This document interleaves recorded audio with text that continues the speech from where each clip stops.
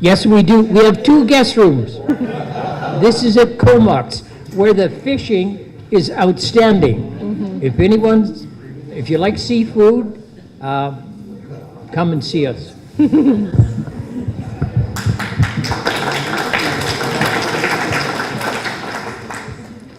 I'm Donnie McLean. I'm pleased to be part of this prestigious lineup up here. I have lived here most of my life. I have served as a counselor for the past few years. I am the chair of the Valemount Senior Citizens Housing Society, and I am a senior. Thanks, Donnie. Thanks, Donnie. Hi, everyone. I have not been here nearly as long as these two, only 20 years in Valemount, one of the docks in the village. Provincially as well, so Rashmi said I should kind of mention this. I lead an organization called the Rural Coordination Centre of BC, which is about improving the health of rural patients and communities, bringing a rural physician perspective to that. The University around health systems, so those are some of the provincial things. Good to be here. I'm Shirley Bond. I'm the MLA for Prince George Valemount. I am the opposition health critic and critic for long-term care and seniors. Lifetime resident of this part of British Columbia, very passionate about we have the same opportunities that people who choose to live elsewhere.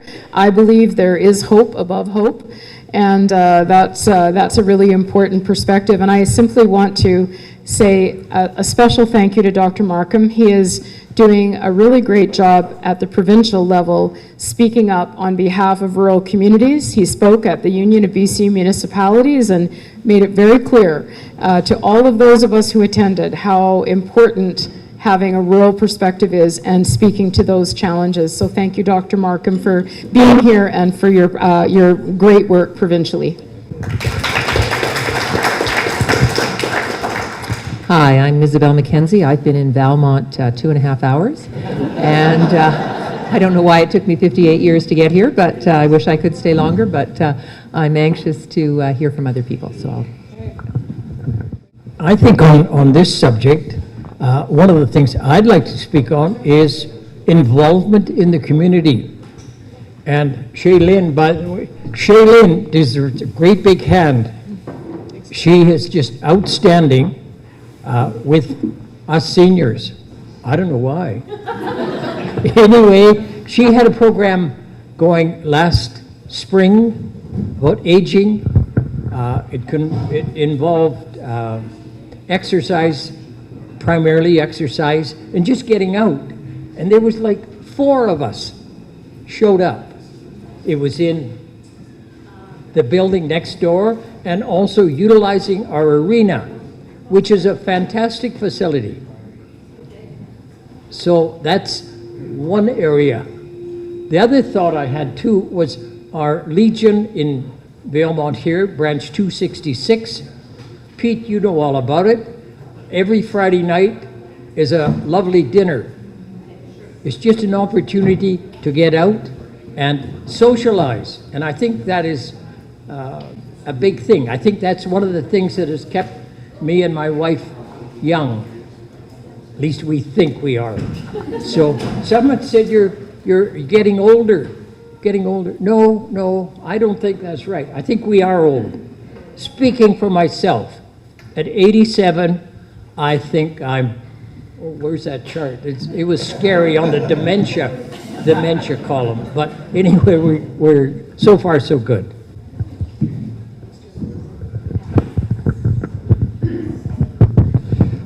I had quite a few things written down, but some of them, actually, Isabel had stolen my thunder in her earlier talk. I'll just name a few of them quickly here, because I suspect we're all going to say similar things. This question was, what do you feel is one of the largest, I'll just say one, barriers to seniors in the Robson Valley regarding aging in place? I would say that it is affordability of housing and inflation. Poverty here, it's difficult to live with the prices of things today. Thanks, Donnie. To my mind, it's kind of the other side of the coin of why we're all wanting to age in place in Valemount. Why wanting to be here is we want to be in a small town. We want to be kind of where we can socialize, where we know people. We want to be kind of out of the way a little bit. Or if you don't want to be in those places, then kind of why you're in Valemount. But that's actually also a barrier because we're a small town, don't have a lot of resources. I would say actually the largest barrier on that front is, in communities like this, we're very good at making a plan, doing the best you can with what you have. We all do that all the time with all kinds of things. I think sometimes the system or kind of at other levels, people don't recognize that and don't allow that to happen. So I would say that's one of the biggest barriers is for us to figure out what the best we can do for the people in Valemount to age in place in Valemount without some constraints that actually don't make sense.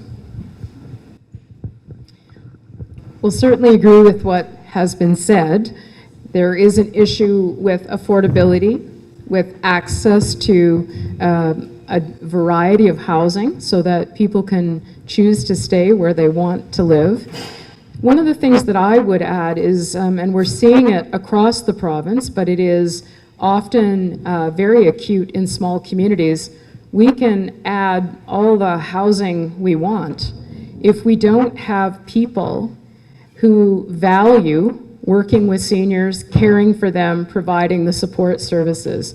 So we need to make sure that we are, first of all, talking about the value of working with seniors and what an important job it is, because I think people don't understand that.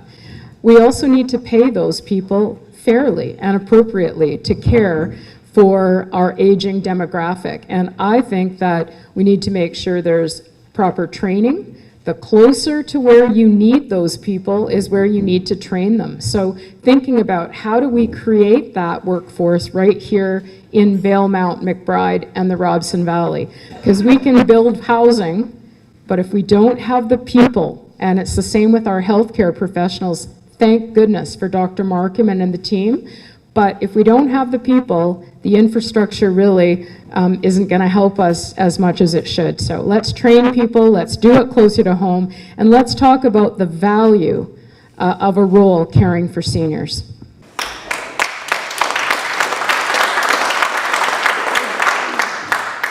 I'll just follow up basically on what Shirley and Dr. Markham have said. The biggest challenge that I see in the smaller communities throughout BC, the housing is part of it, but as Shirley said, the biggest piece is regardless of where you live, where is the help that you, most, not all, are going to need when they get to a point, whether it's about clearing the sidewalk of snow or chopping the wood or much more personal care.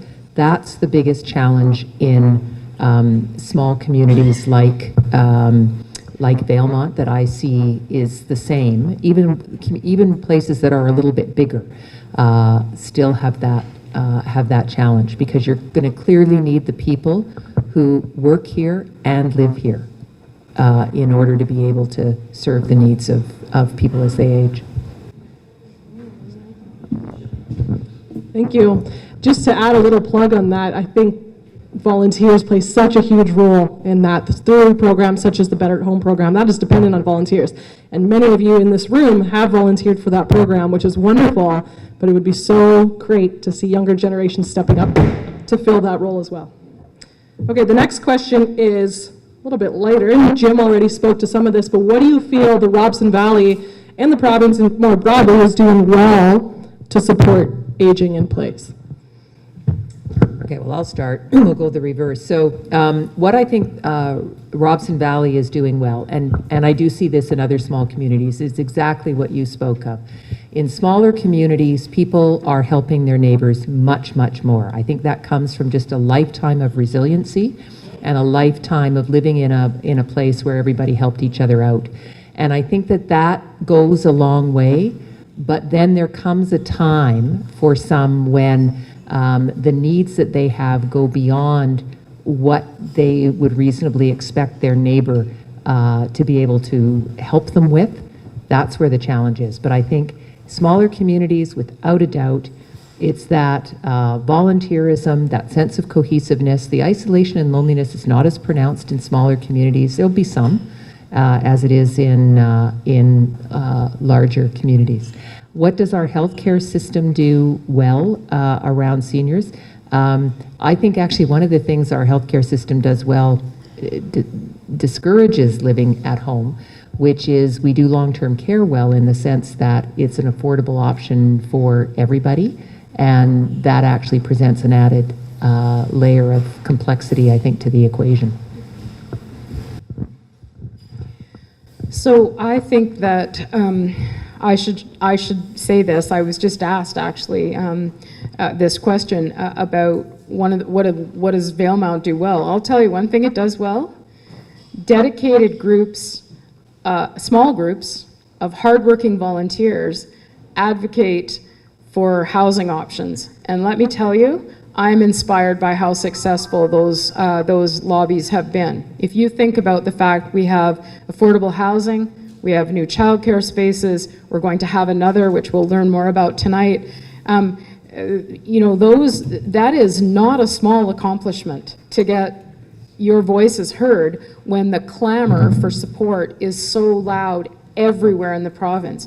So I think that people in this community should stop for a moment, pat themselves on the back and say, you know what, we are punching way above our weight here in Valemount. Yes, there is more to do, but boy, what a great step forward. And I think on the provincial level, what I'd like to say, another thing you do really well, and I am just gonna say this because today you are very fortunate to have in this room your mayor, elected councillors, the chief administrative officer. All of those people are critical to the kind of thinking it takes to create age-friendly communities. And so one of the things that I am most proud of as an MLA is that we operate as Team Valemount. Partisan politics doesn't matter. What matters is we all serve you together. And I think that by all of us stepping up, whether it's the mayor, the First Nations chief, whether it's the school trustee, whoever it is, when we speak together with one voice, that's how you get things done. And I think Valemount, I use them as an example of Team Valemount all the time provincially, because many elected groups don't work together in this way. So I think we're very lucky. It will help us as we advocate for seniors if you take a Team Valemount approach, and I'm very proud of that. Yeah, thanks, Shirley. Totally agree with that. So I'll answer this in two parts. I'll start with the communities, and I'm going to just put a caveat on things. What do we do well, not to the intent of sitting on our laurels and patting ourselves on the back, but really say this is a strength and we should build on it, because this is an area that we're strong in. And so community, you know, in this community, Adam McBride, it's very difficult to be unknown. So actually that people know people. It has problems, as kind of, as we can hear, but actually there are a lot of places where you can just become anonymous and kind of drift away in your little corner. Nobody even knows that that's happening. And so I think that's something that's very powerful in this community and in the Valley, and I think we should actually reinforce that. Just actually caring about each other and kind of looking to each other and saying, hey, you know, are you okay? Those kind of things. I think that's something that the community does well. The healthcare system, you know, when I came here, we had one doc in McBride, Dr. Coburn in McBride, and then we had Dr. B, who would come occasionally into the Valley. There's been a lot of improvement in kind of the health services and access. We now have a total of 8 doctors in the Valley, and by next month we'll be mostly recruited up, which is actually, if you look at the rest of the province, including the cities, way better. But just to pick up on what Shirley was saying, that's a team sport. So that's actually been a lot of people working together, from the mayor, from the health authorities. And so I would say the health care system in the Robson Valley, we continually, and the healthcare system is not just the providers, is all of the people that Shirley was talking about. We work as a team. So we've got Ryan sitting in the corner there. He wasn't supposed to be here today. Susanna was supposed to be here today, but she was tied up all last night on call, and so Ryan stepped into that spot.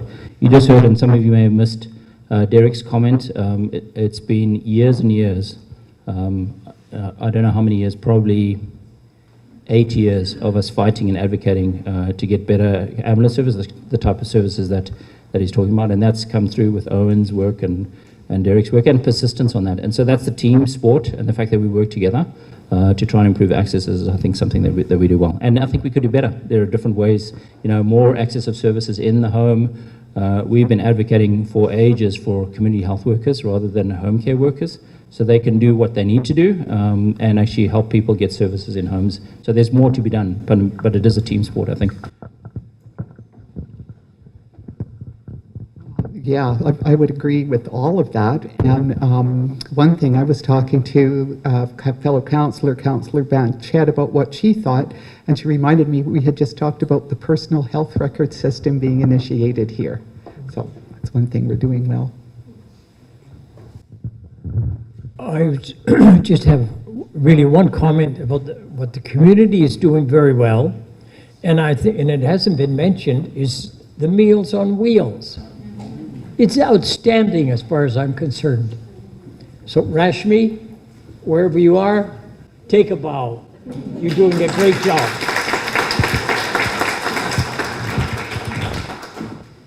I want to give the opportunity for you guys to ask as many questions as you'd like. So if there aren't many questions, we can return back to mine. But for now, what I'll ask you to do is put your hand up if you have a question. You're welcome to say it out loud and I'll repeat it. Or as I said before, you can write it on a sticky note and I can read it for you. Jeanette. I've lived here now for 24 or so years. I didn't know we have 8 doctors. Wonderful. One reason I can't leave here because I wouldn't get a doctor anywhere else. My question is, I'm very active and my friends are very active. And I love winter, summer, spring, fall. In the winter, the problem is it gets very, very icy here. And there are some areas especially, I go skating, but you have to kind of drive. I have to drive, I could walk, but it's 10 minutes, but it's like a skating rink to the skating rink. I broke my wrist once, I don't want to do it again. Around the post office, this whole area, it's full of holes, fills up. Around the clinic, same problem. Around, so many places when you just walk around Valemount in the winter, especially January thaw that we have, where it thaws and then totally freezes over. So this is why a lot of people, I don't see a lot of people in the winter walking or, and I don't want to use my car all the time, really.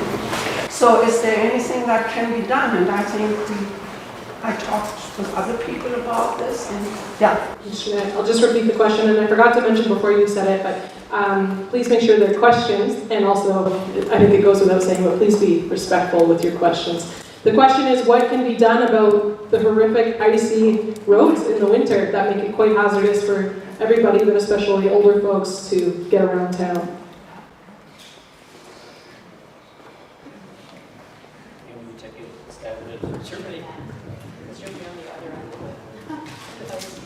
Yeah, it's kind of almost as bad as the mountain bike is with injuries for us.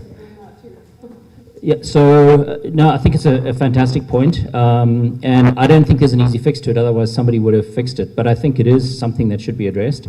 There are two pieces to it. One is kind of uneven pavement and walking surfaces, and then the second piece is how do we deal with kind of the winter and the ice in particular can be a problem at certain times.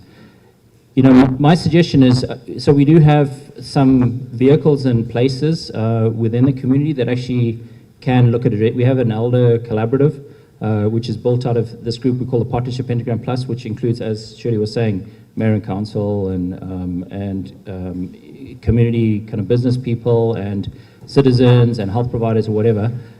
So that would be my suggestion, is actually, flagging it as an issue to work on, but not working on it as in wagging our finger at one group and saying you need to do this or you need to do this, but actually coming together and saying what can we all do, because I think it's going to be multifaceted.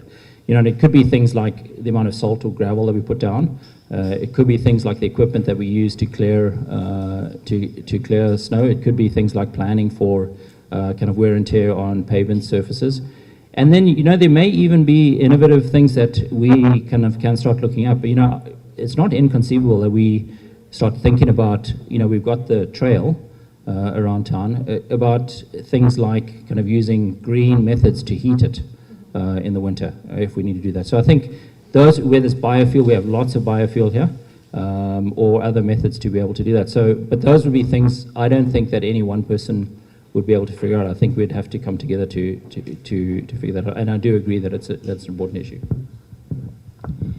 Maybe just let me add to what Dr. Markham said, because I totally agree with everything that he said. And I think it's related to the whole concept of age-friendly communities. And it is about policy and about practice and about how communities adapt to make sure that older British Columbians, in this case, here in Valemount, how do we get the most out of our communities?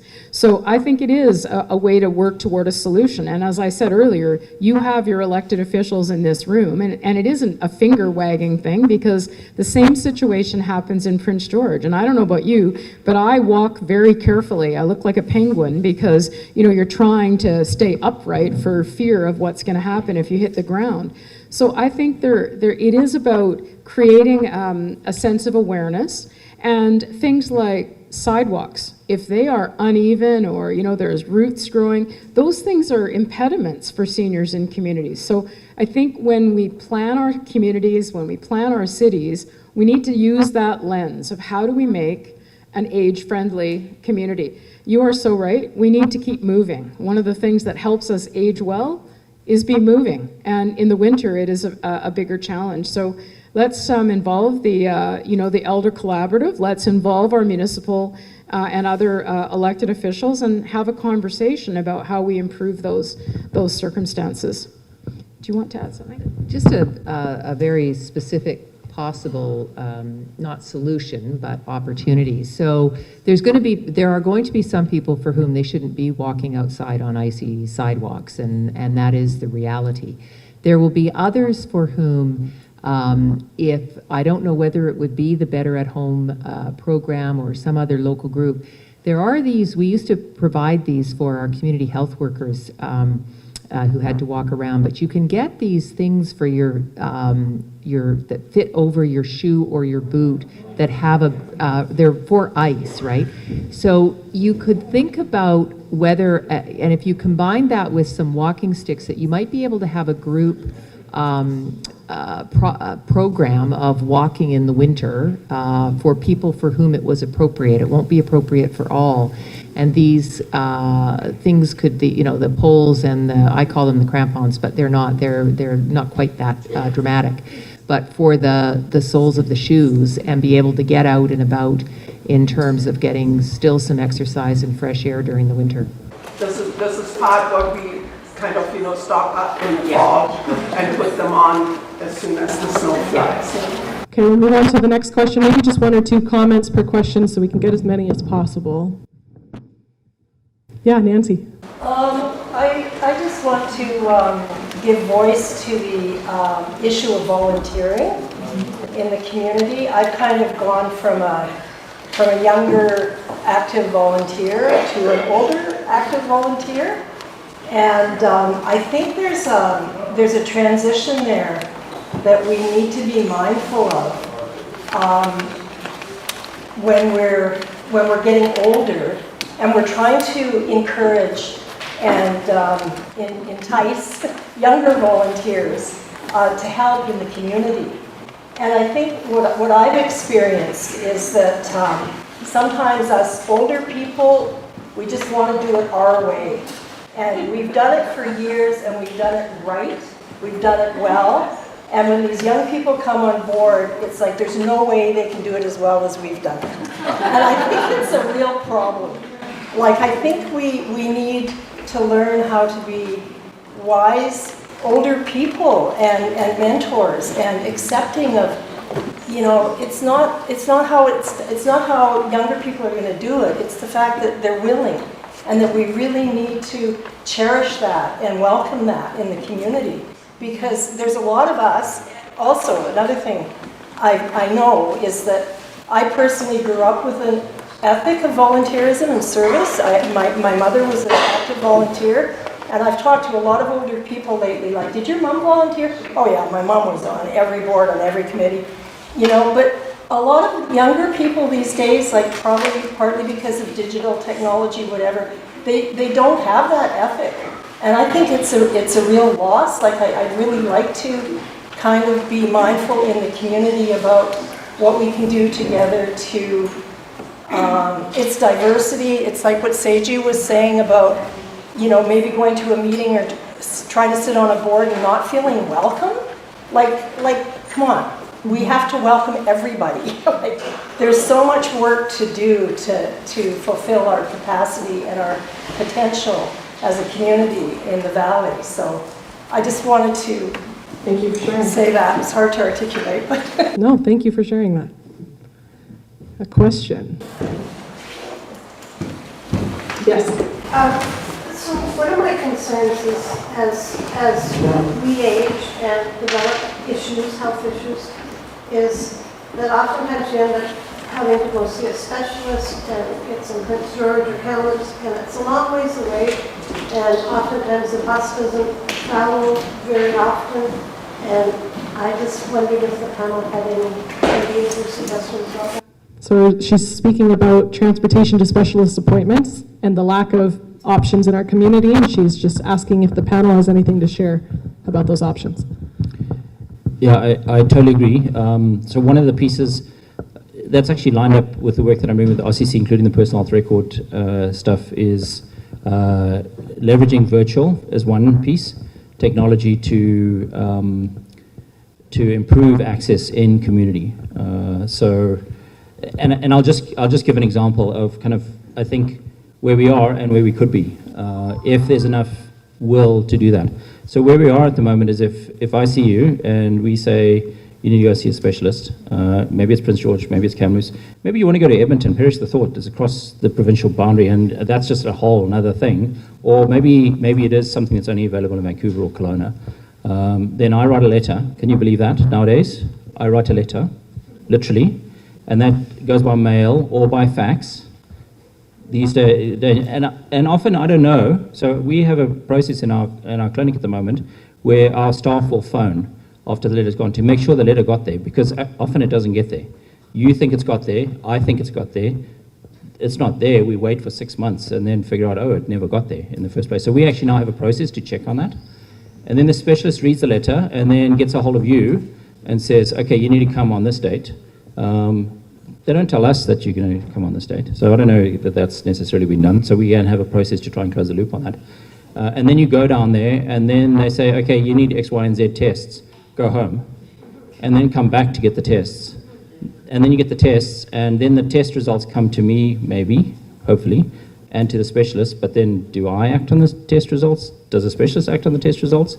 Then you go back to the specialist again to go over the results. So that's 3 trips for you now. And I can tell you, and I think most of you will know somebody who's died on the road, or family member who's died on the road for a medical thing, whether it's an ultrasound appointment. I know a few people who've had family members or who have passed away just driving for appointments.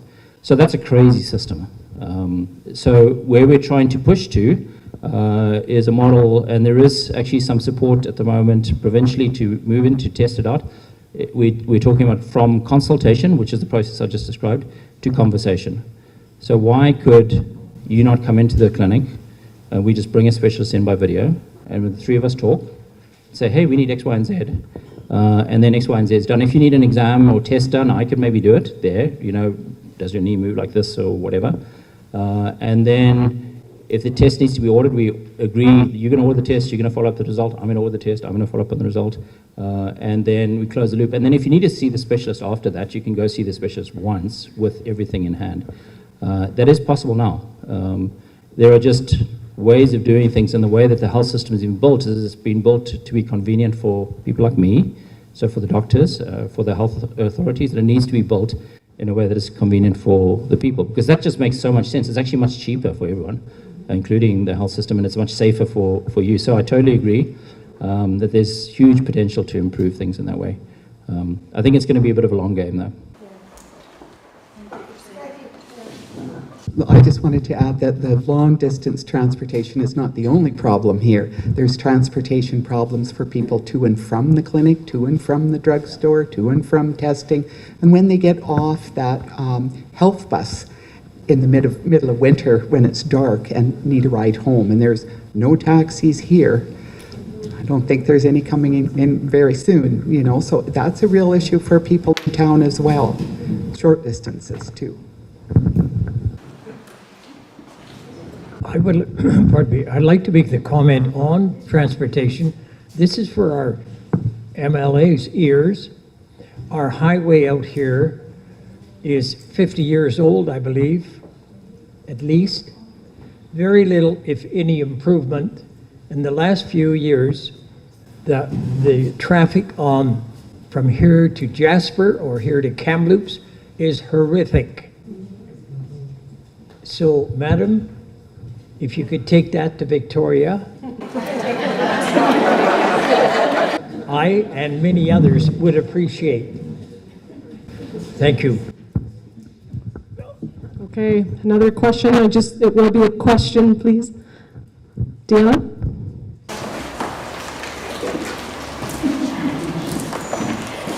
I'm not a very good speaker. That's okay.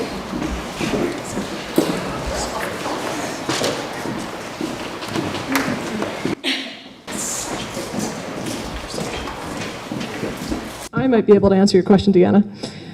How can we implement a program for the younger generations to participate with seniors? Getting the younger youth to get involved in whatever their time and efforts being, in age-friendly communities, learning from the seniors. So that, perhaps the panel would like to speak to it too, but that's a big part of my role as well, is looking at intergenerational programming. I agree, and I see the need for it. I see the benefit for the younger folks and for the older folks. And they're having programs, pardon? Give them credits, yes. Part of what I have seen to be the issue, and I'm not certain this is true, but I was told that there were no longer requirements for grade 12s to receive volunteer credits. Not certain that's the case, but I know that it was a very big challenge in the last couple of years to have the younger students volunteer in the community because they were no longer required by their school, which is unfortunate, but it is what it is. I just want to say that I know that's important, and bring your ideas to me. Bring your ideas to Rashmi. Bring your ideas to folks who implement these programs. And we can get the funding. We need the input to make it happen. But perhaps the panel would like to add to that. Just one more time, the question is, how can we get youth more involved in programming with seniors? Shailene, we did have a situation at the seniors, downstairs at the seniors, where some, I think maybe they were grade 6 or grade 8s, grade 5s, 6, 5, anyway, I forget it. I don't know who they were, but I do know there was about 15 of us old folks, seniors. I like the seniors better than old folks, because we're all old folks. I was thinking, if you're here and you're not bald, and you've got gray hair, and what else? Oh yeah, wear glasses. You can stay, but if you're brown hair, you gotta go. No. Anyway, that group, there was, I would say, approximately 15 of us and about 30 young people. It was very interesting. I enjoyed it immensely, and I think the young people did too. And I think part of it was about volunteering. We were volunteering in our part, and I think they were volunteering on their part. And I think it's something that has been lost. We talk about the technological world out there. I see a young lady with 2 children from the daycare walking over to kindergarten. She's oblivious. She's on her, I think it's a cell phone, is it? The other thing I want to ask, what's a password?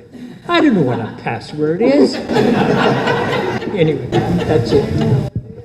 I also I just wanted to add that through little ways, like the high school had last semester, they had a social justice class, and I had the opportunity to go speak to them about elder abuse and ageism. And from my eyes, that's one of the first steps in getting younger people involved, is reducing the stereotypes that we have of older people.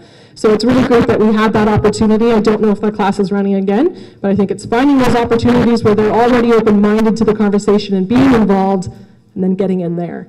But in terms of getting them interested, if you have ideas, I'd love to hear them. We have time for probably one more question before we move on. Seiji had his hand up, but if it's fast, we might be able to get yours, Betty. I want to ask the kind of ambulance system, because these new facilities, I'm 74 years old, and sometimes I kind of choke. This moment, I drink the water, and a little bit painful, and it goes through. And some people, other people have experienced this or not, but I'm getting older, someone said. And if choked, someone came and tried to do the first aid, but it doesn't work. Do you phone to 911 to Prince George? Okay, the question is, in an emergency such as choking, and if the first aid isn't successful, would you phone 911 to Prince George in that circumstance? Dr. Michael? What you want to answer, Jim? Yeah, so I think that there are two layers to that. I think what Seiji is asking about is about ambulance services in the valley, fundamentally. So yes, if you're choking, phone 911. Obviously, it's difficult if you're choking to speak or get somebody else to phone 911 for you, but for sure, I think that's the thing to do. We have a double disadvantage here in Valemount, where we have a 911 kind of, the ambulance dispatch actually will kind of dispatch the nurse in, so we don't have a nurse in the clinic, and so that's a double problem. And then a triple problem is that the doctors in the valley share call, so there's a doctor in Valemount sometimes and a doctor in McBride sometimes, and so actually, if you're in Valemount, how do you get to McBride, or McBride, how do you get to Valemount where the doctor is? So it's super important, and that's actually why, I don't know where Derek is, but this work that we've been doing to improve ambulance services, and it's just literally, I don't know if it's formally official yet, but I'm assuming because Derek announced it that it is official, that we will be the smallest community in British Columbia to have what's called an alpha car, which will mean 9 full-time paramedics in Valemount. Just so you know, the paramedics who are serving you in this community, we're getting paid $2 an hour to be on call. So huge. Talk about, I mean, yeah. So that's coming forward, and then we're also in conversations with the health authority around, because we're small, it's kind of hard to say, well, we're going to pay these people to be sitting in the ambulance station twiddling. There's only so many equipment checks they can do.